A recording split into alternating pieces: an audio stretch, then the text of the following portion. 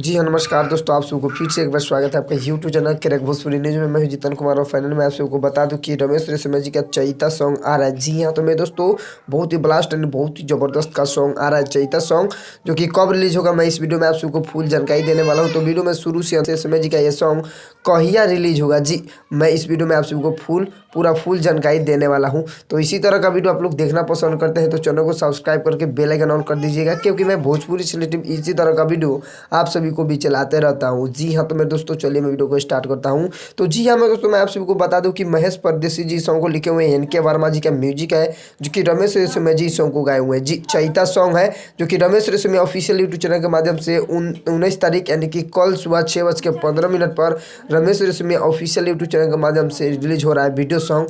जी तो मैं आप सभी को बता दूं कि रमेश रेशमिया जी गाए हुए हैं खेसारी के पीठ लबीदा से। जी हमें दोस्तों इस सॉन्ग का टाइटल रखा गया है, जो कि मतलब इस सॉन्ग बहुत ही हाई लेवल का है। जी मतलब मैं आप सबको बता दूं कि चैता सॉन्ग है खेसरिया के पीठ लबीदा से इस सॉन्ग का टाइटल रखा गया है।